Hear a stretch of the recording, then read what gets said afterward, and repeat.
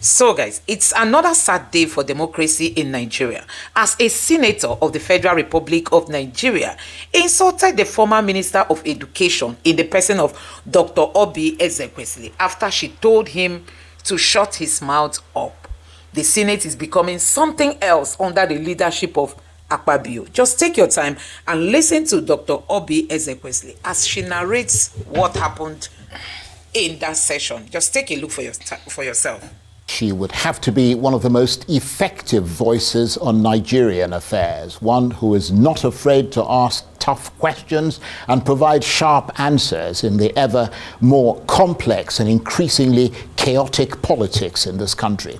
From her role as Vice President for Africa in the World Bank to her job as a minister in the Nigerian government, from her anti-corruption fight as one of the founders of Transparency International to her battle to free the Chibok girls in the Bring Back Our Girls campaign, as well as her foray into the exceptionally unstable world of Nigerian politics as a presidential candidate. No one can deny that Obi Ezekwesili has participated directly and has been on the front lines in many of the most dramatic developments in the past 20 years here in Nigeria. But none could have been quite as rowdy and as dramatic as today. A session in a heated argument, with her at the center of it as the Senate Standing Committee began today's hearing of the Senator Natasha Akpoti-Uduaghan allegations. In the midst of that public hearing, Senator Nwaebonyi, the deputy spokesperson of the Senate, and Dr. Obi Ezekwesili, who was there as a witness, got into a heated argument and became extremely hostile to each other.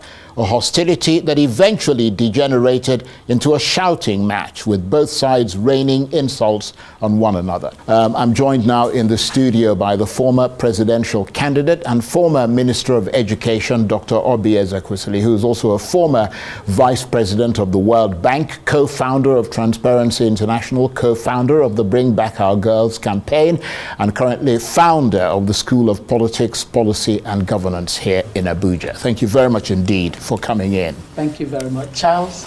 And I understand you had a pretty rough day. No, I didn't have a rough day. You have my apologies I didn't for have that. a rough day.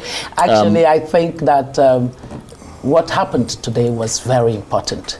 It was important for Nigerians to see the kind of things that could be happening in public institutions where people with some measure of power abuse that power. Okay, let me ask you to hold on, because I'm told that that clip is there now. Let's take a listen. What is that? Respect yourself? Will you shut up and get him out? Smell him out. Shut up. Smell him out. Look like a dog. Look at you. Fool at 70. Fool at 70. Order, please. How can you talk like that? I've been a senator. I take exception to a senator. Why are you talking to me like that? You are a disgrace to the Senate. You are an insult to womanhood. You are an insult to womanhood. And you are here to tell the world that you have not changed. You cannot violate. You are here to tell the world that you have not changed. You are. At 70, you have not changed. You are a scoundrel. And we're talking to take it. You are a scoundrel. I will not take it. So insult. That is why you can never be here. People like you can never be here. People like you can never be here. How can you be? How can you be a fool? I am not a hooligan. You are a hooligan. You are a hooligan. So you will be. Mr. Chairman. Mr. Chairman, the Senate committee chairman of the committee, chairman of the and you say I should keep my mouth shut. Who are you to say so? Chairman. Who are you to say? Chairman. Who are you? Okay, officer. And you refuse. Chairman of the committee. Mr. Chairman, sir. Mr. Chairman, sir. Mr. Chairman, sir. Chairman of the committee. Chairman of the committee. Mr. Chairman. Chairman of the committee. Chairman of the committee. Chairman of the committee. Hello. Chairman of the committee, hello, Chairman of the committee, my distinguished colleagues, and the petitioner and those who came to defend the petition. I am Senator Dicket Plan. I move a motion that we adjourn this meeting because... Extraordinary. Absolutely extraordinary. And Obi Ezekwesili is still here with me. You just tell us what happened. So, the petitioner on behalf of who had to sign Senator Natasha Akpoti-Uduaghan's petition to the Senate, according to what they call the rules of the Senate, Mr. Suberu Zamaruma, was before the Senate Ethics Committee, and Dr. Abiola Akiode Afolabi, quite a erudite lawyer and a woman activist, was there as his counsel. I was there as chair of the global body known as the Women Political Leaders. It's based in Brussels, but it is the global body of all women who have been presidents or who are presidents or prime ministers, parliamentarians, and members of cabinet of countries. So it's the global flagship for women political leadership. And so I was there as a witness on her side on the basis of the expert knowledge that we have of this issue around the world. It is based on data that this is a problem. 1 out of every 3 women have faced one form of sexual-based violence or the other. And so a lot of countries are paying serious attention to it because it is quite inimical to society.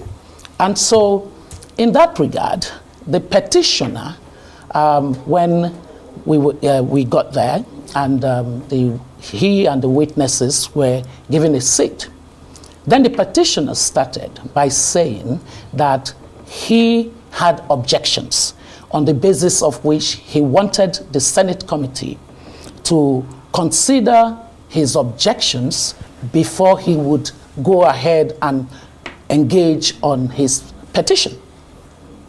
And the Senate committee said, according to the rules of the Senate, we're not here to listen to your objection. We are just here to listen to the petition you wrote. You are the petitioner. It was a long... And this was somebody who seconded the petition. Is that right? Because, so, I mean, obviously... according to their rules... She signed... I mean, she submitted the petition. She wasn't there. But she can't sign. Yeah. He seconded it. So he had to sign it.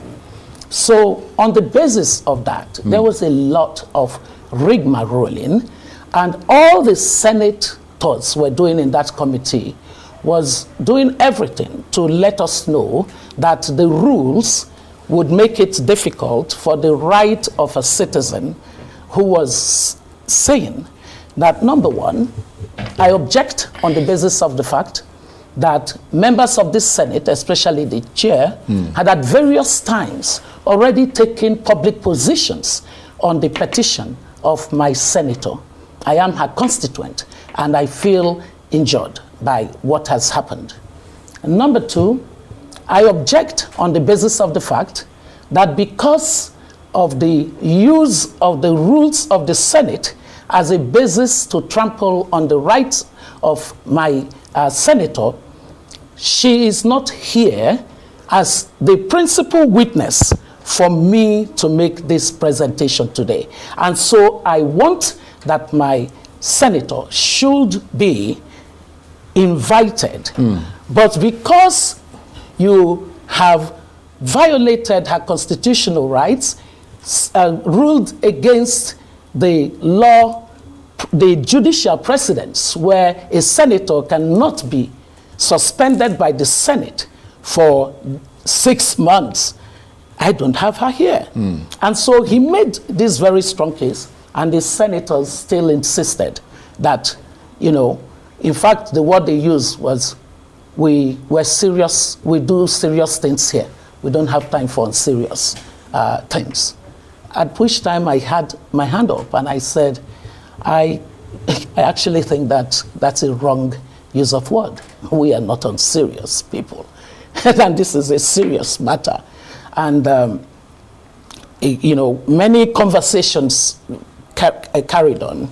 Eventually, the Senate Ethics Committee decided that, you know, based on the fact that the petitioner was saying that he wasn't going to go into his main petition until they assured him on the two objections that he had.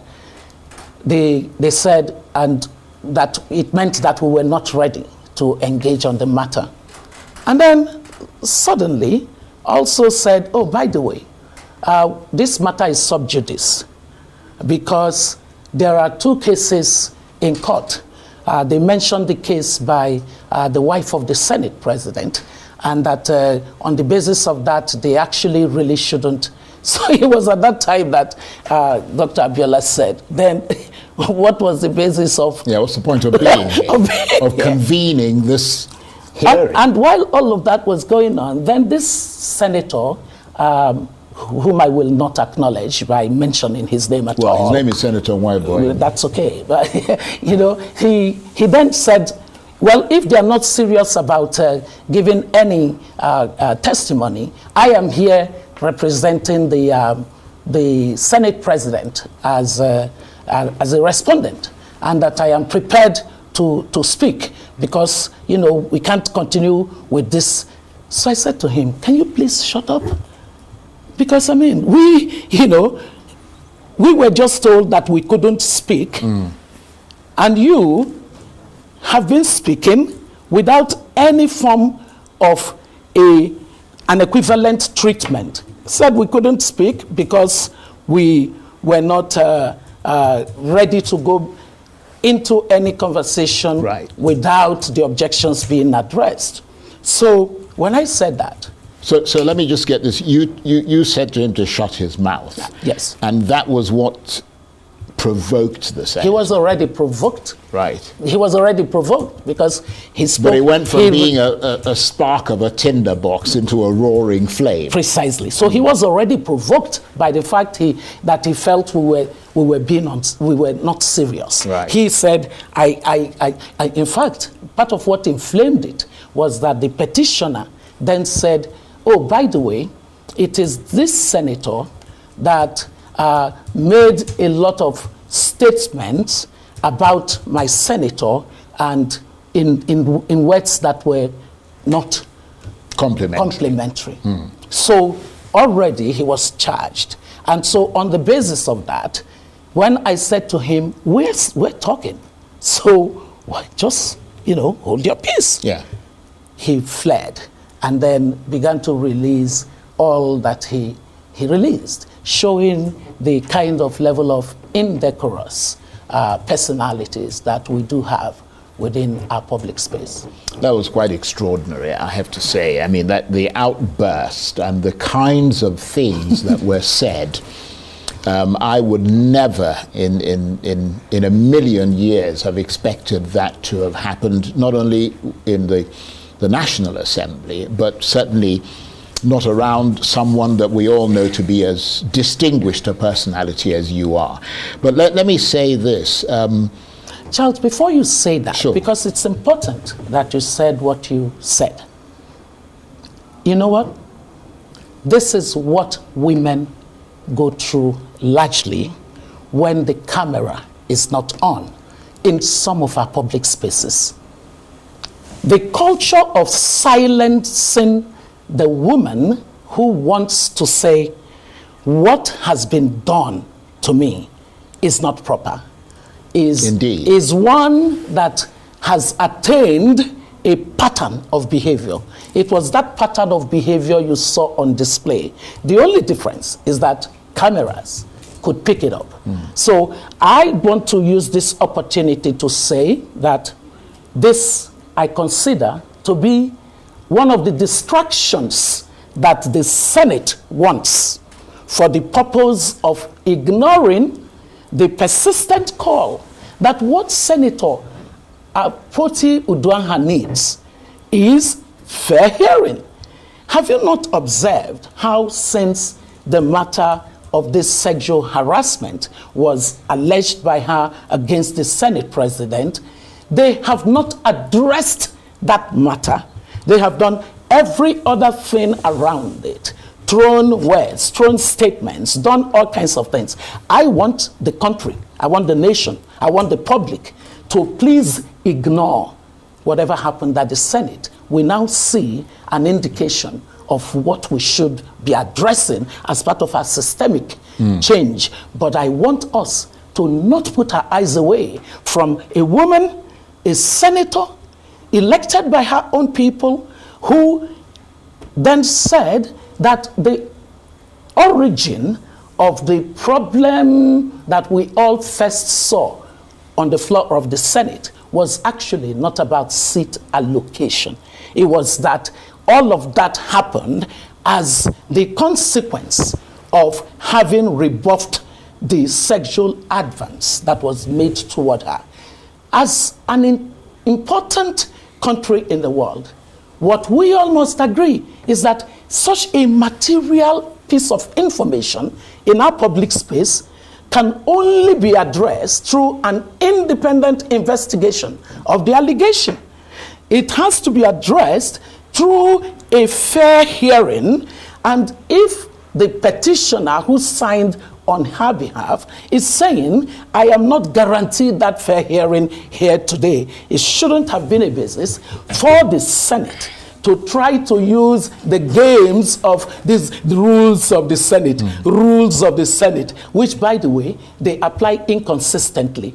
The rules of the Senate are subordinate to the Constitution and the laws of the land. Right. So today we saw a repeat of what happened to Senator Natasha Apoti when she dared to use the process of the rules to say, under Order 10, I have to be heard. Unfortunately, a lot of people, in spite of your call, will focus on what happened today because, I mean, as much as it is shocking, it is to a lot of people some form of perverse entertainment. So they will sort of take it on. But the hope is that in the process of taking it on, it'll draw attention to the point that you were making, which you say is the tip of the iceberg when it comes to the way that women are treated. And unfortunately, you didn't actually get the opportunity to do what you came there to do today. Well, you know, they had a destination and wanted to get there. The most successful thing that we were able to do today is to not allow them railroad the petitioner on behalf of Natasha into a kind of organized process that would lead to them saying, we find what you're saying to not match any standard of evidence. But I mean, they've adjourned till when? Well, you have to have been there, because what they said is that they cannot touch the matter any further because it has gone to the courts.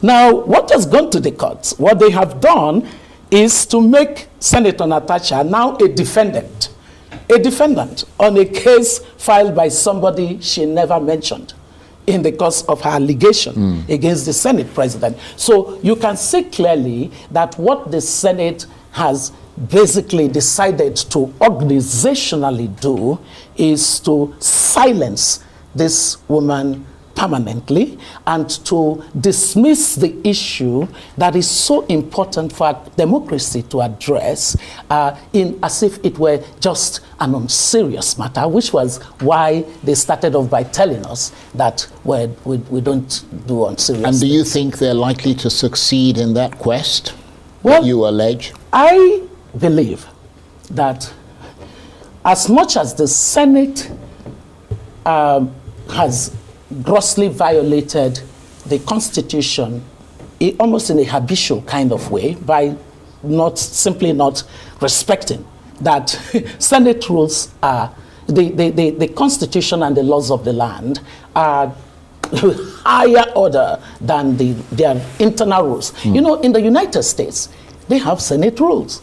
But the United States Senate does not consider the Senate rules. The rules are rules to guide the way they do their business. There is no way that rules can become superior to the Constitution and the laws. So what we saw was basically a determination to shut us down by saying you are, in fact, they used it, they said exactly that. And it was, you know, it was in a conversation. The person who, there were different degrees of the behavior of the senator, the senator today. There were different degrees of it coming from different senators. There were some other senators that were, you know, very, very professional in the way they responded to our dialogue.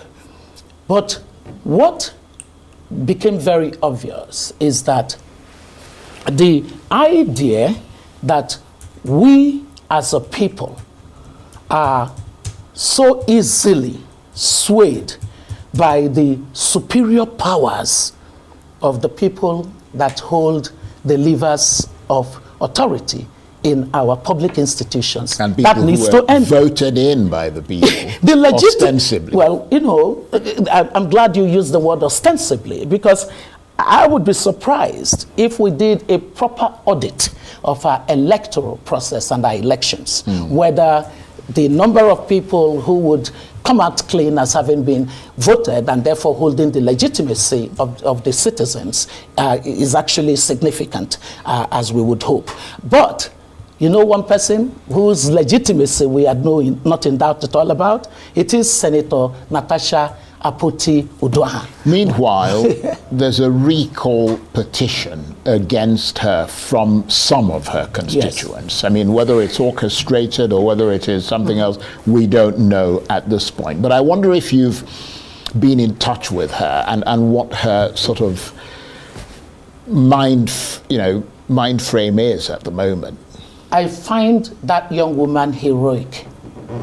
She simply is the example of what we need our daughters to be in terms of having a very clear mind on seeking for the justice that is due her. She is not a shrinking violet by any description. So Natasha has vowed that she has to fight on until she is heard properly according to the rules of the rule of law. She believes that what has happened is that she's been made victim many times over. Now for us, as reasonable citizens, we don't know the veracity of what she alleges. I have been persistent in saying that. But what we all agree as reasonable people is that she made an allegation. They must be investigated. They must be independent. And to be seen to be fair. In fact, we said, let there be an independent investigation accompanying the session. In fact, what her petitioner asked, a very important part of it, was that they needed to constitute a panel, a committee that would focus on this because it is an extraordinary situation. They don't have, the committee that would have done this has smeared itself in many ways by taking the public stance of not investigating, yet saying you are lying. What you're saying is not credible, or we don't believe you. Shut up. They swore by the Senate president. How do you do that as a public institution of law? The highest lawmaking organ of our country fails to be compliant with the law in the approach that they have taken. So how do you think, I mean, she said, as you pointed out there, that she's in it to the end. In other words, she's going to fight to the finish. beyond that, which people often say in sort of public arena, because obviously they do feel aggrieved enough to take the fight all the way to the end. I mean, do you think this disagreement can be resolved in any other way? This is not a disagreement. This is a serious allegation. I understand that. Yes, and I believe that. But in other words, if there is some kind of, because I mean there is an allegation which is at the heart of it, but on top of that allegation, there've now been various disagreements, and if that can be resolved to create a more conducive environment for those allegations to be properly investigated, I think that's what I'm. Yes, I get that. So I think that the first thing is that Nigerians must send a very strong signal to our senators, to our lawmakers in general, that the behavior of the senators, the Senate President, the institution, toward a matter of this kind has completely degraded the way that our country is perceived. And that therefore, we as a people are saying, do the right thing. The right thing, you have to stop punishing a woman who has made an allegation against the leader of the Senate. You must stop that. You must immediately recall her from the unjust suspension and all the punishment, including saying she cannot be around the National Assembly. How do you then call the petitioner, who is a man in her constituency, who based on your rules had to sign for her? He's the only one in that sense that could be speaking to the matter. Then this citizen with constitutional rights, with legal precedences supporting him, says, I don't think I'm going to get fair hearing for my senator here if she is not here with me. But you suspended her on the basis of rules of the Senate. Citizens have to say to the Senate, we are a constitutional democracy. We cannot, the moment we all agree that everything that happens concerning the Senate of our country is on the basis of their rules. Right. We know what we're doing. We're setting up our democracy and our country for disaster. We're almost out of time, but I mean, beyond the Senator Uduaghan thing, which is obviously central in many ways, I mean, given what happened today, this altercation between yourself and the senator, do you feel diminished by it? Excuse me. Oh my goodness. You're talking to Obi Ezekwesili. You know, the good thing is that God has been amazing in my life. I have such a pedigree that the rest of the world, looking at that which happened in the Senate today, will definitely say they do have a problem with the matter of protecting the rights of women. They have a problem with protecting the rights of their citizens. That Nigeria does have a problem with abuse of power. Because what you heard that senator saying is, he's a senator. He's a senator. My goodness. Charles, there is no way that anything that senator said can be even a speck on the credentials that I have had. The matter of the senators acting with such impropriety, acting with such level of absolute savagery, should be something that our society wholesomely, as a whole, we must condemn. I agree, and I should say indeed. But let me say that I'm extremely saddened by what happened today. You don't have to be. I'm glad that you came in to talk to us about it. Dr. Obi Ezekwesili is a former presidential candidate, former Minister of Education, former Vice President of the World Bank, co-founder of Transparency International, co-founder of the Bring Back Our Girls campaign, and currently founder of the School of Politics, Policy and Governance here in Abuja. May I make a request of you, Charles? Sure. Even if any other person in the media looks away from the matter of justice for Senator Natasha Akpoti-Uduaghan, you must not do that, because it matters that at pivotal moments like this, we do not think that it is just about Natasha. It is about the structural, systemic issues, the barriers that are raised to keep women shut away from the development of society.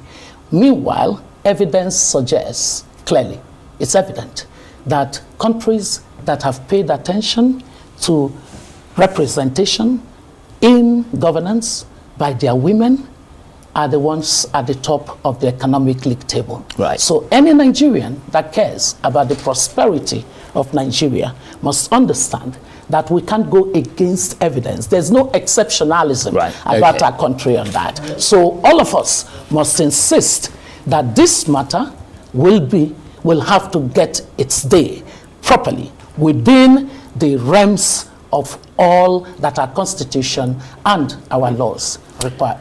Well, speaking as a member of the Arise team, I shall say, let whoever it is do their worst, and we will do our best.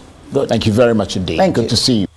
So guys, you have seen it for yourself. Honestly, there is a whole lot of bias. If you can still remember the role of this Nwaebonyi, he has been going, he was on Arise Television, he was on so many channels, you know, criticizing, you know, Natasha. He was the one sent to represent Akpabio. Akpabio could not come to speak for himself, you know. Akpabio brought somebody he feels, you know, can just set everywhere ablaze. And that was what Nwaebonyi did. He came there, he was to represent Akpabio, but guess what? This man just went overboard and began to release all kinds of languages that, you know, you yourself, you will never believe a senator will ever use, you know, in front of cameras. You know, Akpabio could not come to speak for himself. Akpabio could not come to represent himself. He rather sent someone else to come and do the bad job that Nwaebonyi did. Honestly, it's really so sad that we are here as a democracy, you know,